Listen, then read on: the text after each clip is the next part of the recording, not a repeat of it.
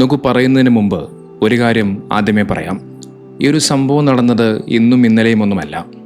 2002 നടന്ന ഒരു സംഭവമാണിത്. കൃത്യമായി പറഞ്ഞാൽ 4 വർഷങ്ങൾക്ക് മുമ്പ് നമ്മുടെ കേരളത്തിൽ നടന്ന ഒരു സംഭവമാണ്. പക്ഷേ ഈ ഒരു സംഭവത്തെക്കുറിച്ച് പറയുന്ന ഹൃദയസ്പർശിയായ ഒരു പോസ്റ്റ് എൻ്റെ ശ്രദ്ധയിൽപ്പെടുന്നത് ഇന്നാണ്. ഒരുപക്ഷെ നിങ്ങൾക്ക് ഈ ഒരു സംഭവത്തെക്കുറിച്ച് നേരത്തെ എന്തെങ്കിലും അറിവുണ്ടായിരിക്കാം. അറിയാത്തവർക്ക് വേണ്ടി ഈ ഒരു സംഭവം വിവരിക്കുന്നുവെന്ന് മാത്രം. ഈ ഒരു സംഭവത്തെക്കുറിച്ച് നിങ്ങൾ നേരത്തെ അറിഞ്ഞവരാണ് എന്നുണ്ടെങ്കിൽ നിങ്ങളുടെ അഭിപ്രായങ്ങൾ താഴെ കമൻറ്റ് ബോക്സിൽ രേഖപ്പെടുത്താൻ മറക്കണ്ട. മറിയുമ്മയും ഒരു കുരങ്ങനും തമ്മിലുള്ള ഒരു ഹൃദയസ്പർശിയായ ഒരു സംഭവമാണിത്. ആദ്യം ഈ ഒരു സംഭവവുമായി ബന്ധപ്പെട്ടുകൊണ്ട് സമൂഹ മാധ്യമങ്ങളിൽ കാണാൻ കഴിയുന്ന ആരെയും കണ്ണീരണിയിപ്പിക്കുന്ന ആ ഒരു പോസ്റ്റ് ഞാനൊന്ന് വായിച്ചു കേൾപ്പിക്കാം. 4-5 വർഷങ്ങൾക്ക് മുമ്പ് ഒരു മലവെള്ളത്തിൻ്റെ കുത്തൊഴുക്കിൽ ഒറ്റപ്പെട്ട് ഞങ്ങളുടെ നാട്ടിലെത്തിയ കുരങ്ങനെ പല വീട്ടുകാരും ആട്ടിയോടിച്ച് ഒടുവിൽ വിശന്നൊട്ടിയ വയറുമായി അവൻ ചെടിയാലയിലുമെത്തി. എല്ലാ ജീവികളോടും ആർദ്രത കാണിച്ചിരുന്ന ചെടിയാലയിൽ മറിയുമ്മ കുരങ്ങെന്ന വന്യതയോടും ആർദ്രതകൾ വെച്ചു നീട്ടാൻ മടിച്ചില്ല. താമസിയാതെ മറിയുമ്മാൻ്റെ ഹൃദയത്തിനകത്ത് നൂണ്ടുകയറി വീട്ടിനകത്തും പരിസരത്തുമായവൻ സ്വൈരവിഹാരം നടത്തി. വല്ലപ്പോഴും അടുക്കളയിൽ നിന്നും പഴങ്ങൾ കട്ടുതിന്നുന്നത് വീട്ടുകാരിൽ അനിഷ്ടമുളവാക്കിയെങ്കിലും മറിയുമ്മ വാനരൻ്റെ കുസൃതികളെ സ്നേഹത്തോടെ ലാളിച്ചു. പരാതികളും പരിഭവങ്ങളും അവൻ മറിയുമ്മയോട് മാത്രം പങ്കുവെച്ചു. മറിയുമ്മ അവനെ വാത്സല്യത്തോടെ ഊട്ടി. മാസങ്ങൾ കടന്നു പോകവേ മറിയുമ്മാൻ്റെ കാരുണ്യത്തിൻ്റെ ചിറകിനടിയിൽ അവൻ പുഷ്ടിപ്പെട്ട് വലിയ കുരങ്ങായി. ആളുകൾ വന്യതയുടെ കണ്ണടയിലൂടെ അവനെ ഉറ്റുനോക്കി. അവൻ ആരെയും ഉപദ്രവിച്ചില്ല. എന്നിട്ടും പ്രദേശത്തുകാരുടെ അയിത്തങ്ങൾ അസഹ്യമായതോടെ അസ്വസ്ഥനായ മറിയുമ്മാൻ്റെ മകൻ അവനെ പൊതിരെ തല്ലി. ഒന്ന് പ്രതിഷേധിക്കുക പോലും ചെയ്യാതെ എല്ലാം നിശബ്ദം ഏറ്റുവാങ്ങി. മുറിവേറ്റ ഹൃദയവുമായി അവൻ യാത്ര പോലും പറയാതെ ഇറങ്ങി നടന്നു. അവൻ്റെ തിരോധാനത്തിൽ മറിയുമ്മ ഏറെ വേദനിച്ചു. പക്ഷെ മറിയുമ്മാൻ്റെ ഹൃദയത്തിൽ നിന്നും അവൻ എങ്ങും പോയില്ല. സ്നേഹവാത്സല്യങ്ങളൊരുക്കി വഴിക്കണ്ണുമായി എന്നും മറിയുമ്മ അവനെ കാത്തിരുന്നു. അവൻ വന്നില്ല. മാസങ്ങളും വർഷങ്ങളും കടന്നുപോയി. പ്രായാധിക്യത്തിൻ്റെ വയ്യായികളുമായി ശയ്യാവലംബിയായപ്പോഴും മറിയുമ്മ അവൻ്റെ ഓർമ്മകളെ സജീവമാക്കി. ഒടുവിൽ കഴിഞ്ഞ ദിവസം ഉച്ചയ്ക്ക് അവർ മരണത്തിന് കീഴടങ്ങി. ബന്ധുക്കൾ മയ്യിത്ത് സംസ്കരണം നാളേക്ക് മാറ്റിയത് ദുബായിലുള്ള ബന്ധുവിന് വേണ്ടിയാണെങ്കിലും അലതല്ലുന്ന സങ്കടക്കടലുമായി രാത്രിയുടെ കൂരിരുട്ടിലൂടെ കിലോമീറ്ററുകൾ താണ്ടി വാക്കുകൾക്ക് വഹിക്കാനാവാത്ത ദുഃഖഭാരവുമായി കണ്ണീരിൽ കുതിർന്ന യാത്രാമൊഴി നേരാനെത്തിയ വാനരൻ്റെ സാമീപ്യമറിഞ്ഞ് മറിയുമ്മാൻ്റെ ചേതനയൊന്ന് പിടഞ്ഞിട്ടുണ്ടാവും. ഹൃദയങ്ങൾ ദൂരപരിധിയില്ലാതെ സന്ദേശങ്ങൾ കൈമാറുന്ന പ്രകൃതിയിലെ അതിപുരാതനമായ സന്ദേശവാഹകർ ശാസ്ത്രത്തിന് പിടികൊടുക്കാത്ത ആ അജ്ഞാത തരംഗങ്ങളിലൂടെ ഹൃദയത്തിൽ പ്രതിധ്വനിച്ച മറിയുമ്മാൻ്റെ മരണവാർത്തയിലേക്ക് പുലർച്ചെ അവനെത്തി. കഴിഞ്ഞ 3 വർഷത്തിനിടയിൽ പ്രദേശത്തോ നാട്ടിലോ ആ കുരങ്ങനെ ആരും കണ്ടതായി അറിവില്ല. മരണവീട്ടിൽ കൂടി നിന്ന ജനക്കൂട്ടത്തെ ഗൗനിക്കാതെ മുറ്റത്തെ തിണ്ണയിൽ അവൻ സങ്കടത്തോടെ തളർന്നു കിടന്നു. വിശന്നിട്ടാണെന്ന് കരുതി അലിവ് തോന്നി ആരോ നൽകിയ പഴം വാങ്ങി ഒരു പ്രതിഷേധം പോലെ അവൻ തിരിച്ചൊരേറി വെച്ചു കൊടുത്തു. അവൻ എന്തൊക്കെയോ പറയുന്നുണ്ട്. പക്ഷേ ആ ഉദ്യോഗത്തിൻ്റെ അക്ഷരങ്ങളെ ആവിഷ്കരിക്കാനറിയാതെ നിമിഷങ്ങൾക്ക് മുന്നിൽ നിശബ്ദത തളം കെട്ടി നിന്നു. പെട്ടെന്നെന്തോ ഓർത്തിട്ടെന്ന പോലെ അടുക്കള ഭാഗത്തേക്ക് അവൻ ഓടിച്ചെന്ന് അവിടെ കൂടി നിന്ന സ്ത്രീകൾക്കിടയിൽ എന്തോ പരതി നടന്നു. ഇല്ല, കയ്യിൽ വാത്സല്യം പൊതിഞ്ഞ് അവിടെ മറിയുമ്മയില്ല.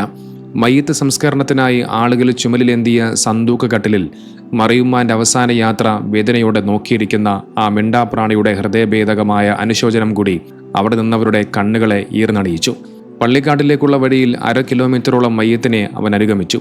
എൻ്റെ ഉമ്മയെ കൊണ്ടുപോകല്ലേ എന്ന യാചന പോലെ. അവൻ്റെ ഭാഷ ആരും തിരിച്ചറിഞ്ഞില്ല. വീണ്ടും തിരിച്ചു വന്ന് തിണ്ണയിൽ കിടപ്പായി. ഏറെ നേരം അങ്ങനെ കിടന്നിട്ടുണ്ടാവില്ല. സ്നേഹവാത്സല്യങ്ങൾ ഒഴിഞ്ഞ ആ വീട്ടിലെ അജ്ഞാതമായ അസഹ്യതയിൽ നിന്നും അവൻ ഇറങ്ങി നടന്നു. 1.5 കിലോമീറ്റർ അകലെ പാറക്കടവ് പള്ളിക്കാട്ടിലേക്ക് പുഴയോരത്തുകൂടി നടന്നവനെത്തി. ആളുകളൊഴിഞ്ഞ പാതിരാവിൻ്റെ ശ്മശാന മൂകതയിൽ മീസാൻ കല്ലുകൾക്ക് ചൂട്ടിലുറങ്ങുന്ന തൻ്റെ പോറ്റുമാൻ്റെ കബറിടത്തിലൂടെ ഭ്രാന്തിളകിയ പോലെ അവൻ എന്തൊക്കെയോ വെച്ച് മീസാൻ കല്ലുകൾക്കിടയിൽ ഓടി നടന്നു. സഹിക്കവയ്യാത്ത വേദനയിൽ യാത്ര പോലും ചോദിക്കാതെ അന്ന് ഇറങ്ങി നടന്ന കുറ്റബോധം സമർപ്പിക്കാൻ, ഇനി ഒരിക്കലും ഉണരാത്ത ആ വാത്സല്യത്തിൻ്റെ തലോടലേൽക്കാൻ. ആ മിണ്ടാപ്രാണിയുടെ കരളലിയിക്കുന്ന പ്രാർത്ഥനയിൽ കൂരിരുട്ട് പോലും ഒരു വേള തേങ്ങിപ്പോയിരിക്കാം. സ്വാന്തനം പോലെ നിശീതിനിയുടെ നിതാന്ത നിശബ്ദതയെ കുളിരണിയിച്ച് ഒരു മന്ദമാരുതൻ തഴുകി തലോടി കടന്നുപോയി. ഒറ്റുമാൻ്റെ ആത്മാവ് ഇറങ്ങി വന്ന് 2 മൗനങ്ങൾ അവിടെ പരസ്പരം ആശ്ലേഷബന്ധരായി. ആ ലാളനയേറ്റ് വാത്സല്യത്തിൻ്റെ മടിത്തട്ടിൽ തലചായ്ച്ച പോലെ നേരം പുലർന്നിട്ടും കബറിടത്തിലെ നനവാറാത്ത മണ്ണിൽ അവൻ കിടന്നതാണ് ആളുകൾ കണ്ടത്. കേട്ടില്ലേ? എത്ര ഹൃദയസ്പർശിയായ ഒരു കുറിപ്പാണിത്. മനുഷ്യനെ മറക്കുന്ന, സ്വന്തം മാതാപിതാക്കളെ വൃദ്ധസദനങ്ങളിൽ മറ്റുമൊക്കെ തള്ളുന്ന, മനുഷ്യന്റെ ചോരയ്ക്കായി ദാഹിക്കുന്ന, സ്വാർത്ഥതയും ക്രൂരതയും കൊണ്ട് സ്വന്തം ചോരബന്ധങ്ങളെപ്പോലും തെരുവിലിറക്കി വിടുന്ന ഈ ഒരു കാലഘട്ടത്തിലാണ് ഈ ഒരു മൃഗം, ഈ ഒരു കുരങ്ങൻ സ്നേഹത്തിൻ്റെ വലിയ ആ ഒരു മഹാത്ഭുതം കാണിച്ചു തരുന്നത്. സ്നേഹത്തിന് ഭാഷയില്ല എന്നും ദൂരപരിധിയില്ല എന്നും എന്നതിന് ഏറ്റവും വലിയ ഉദാഹരണമാണ് ഈ ഒരു സംഭവം. നിങ്ങൾക്കറിയാം, ഏതാനും ദിവസങ്ങൾക്ക് മുമ്പാണ് നമ്മുടെ കേരളത്തിൽ ഇതുപോലെ മറ്റൊരു മനോഹരമായ ഒരു സംഭവം ഉണ്ടായത്. സ്ഥിരമായി ഒരു തെരുവ് നായയ്ക്ക് ഭക്ഷണം കൊടുത്തിരുന്ന ആമിന ഉമ്മ എന്ന് പറയുന്ന സഹോദരി, അവർ മരണപ്പെട്ടു പോയ സമയത്ത് ആ ഉമ്മയുടെ കബറിടം വിട്ടു മാറാതെ വേദനയോടുകൂടി നിൽക്കുന്ന ഒരു നായയുടെ സംഭവം. അന്നത് എല്ലാവരെയും വല്ലാതെ കണ്ണീരണിയിപ്പിച്ചിരുന്നു. നമ്മൾ മനുഷ്യർ പ്രപഞ്ചത്തിലെ ഏറ്റവും ബുദ്ധിയുള്ള ജീവികളാണെന്ന് സ്വയം അഹങ്കരിക്കാറുണ്ട്. നമുക്ക് ചിന്തിക്കാൻ തലച്ചോറുണ്ട്, വികാരങ്ങൾ പ്രകടിപ്പിക്കാൻ ഭാഷയുണ്ട്. എന്നിട്ടും ഇന്ന് വാർത്തകളിൽ നാം എന്താണ് കാണുന്നത്? പണത്തിനു വേണ്ടിയും സ്വത്തിനു വേണ്ടിയും സ്വന്തം മാതാപിതാക്കളെ കൊന്നൊടുക്കുന്ന മക്കൾ, പണത്തിനും അധികാരത്തിനും വേണ്ടി പരസ്പരം കൊല്ലാകൊലകൾ ചെയ്യുന്ന മനുഷ്യർ. എന്നാൽ ഈ കുരങ്ങന് ഇതൊന്നുമില്ല. അവന് ശാസ്ത്രീയമായ അറിവുകളോ നിയമങ്ങളോ ഒന്നും തന്നെ അറിയില്ല. പക്ഷെ അവൻ അറിയാവുന്ന ഒന്നുണ്ട്: നന്ദിയുള്ള ഒരു ഹൃദയം. ഒരു നേരത്തെ വിശപ്പടക്കാൻ ആഹാരം തന്ന ആ കൈകളെ വർഷങ്ങൾ കഴിഞ്ഞിട്ടും അവൻ മറന്നില്ല.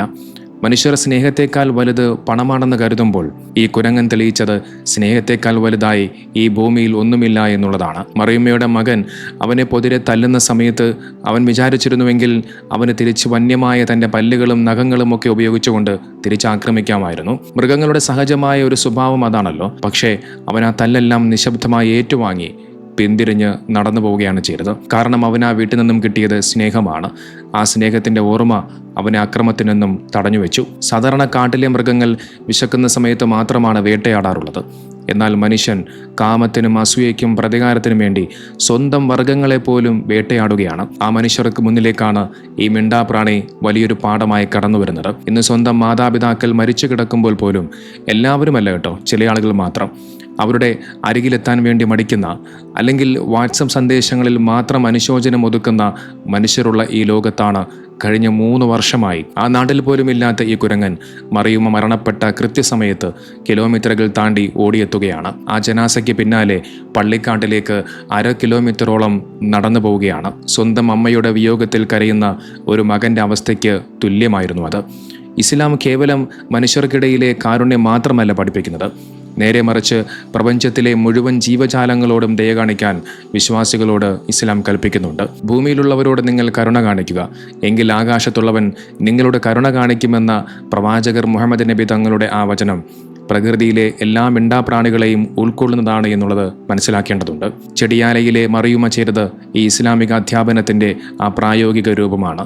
നാട്ടുകാർ വന്യമൃഗമെന്ന് പറഞ്ഞ് അതിനെ ആട്ടിയോടിച്ചപ്പോഴും ആ കുരങ്ങൻ്റെ വിശപ്പടക്കാൻ അവർ തയ്യാറായത് ഇസ്ലാം പഠിപ്പിച്ച കാരുണ്യത്തിൻ്റെ പര്യായമാണ്. ഒരു പ്രളയകാലത്ത് അനാഥനായി വന്ന് വിശപ്പ് കൊണ്ട് കരഞ്ഞ ഒരു കുരങ്ങനെ തൻ്റെ സ്വന്തം മകനെ പോലെ ഊട്ടിയ ആ ചെടിയാലയിലെ മറിയുമ്മയ്ക്ക് അള്ളാഹു നൽകുന്ന പ്രതിഫലം എത്ര വലുതായിരിക്കും. മനുഷ്യനായി ജനിച്ചതുകൊണ്ട് മാത്രം മനുഷ്യനാവില്ല. മറ്റുള്ളവരുടെ വേദന തിരിച്ചറിയുമ്പോഴും സ്നേഹത്തോട് നന്ദിയുള്ളവരാകുമ്പോഴും മാത്രമേ മനുഷ്യനായി മാറൂ.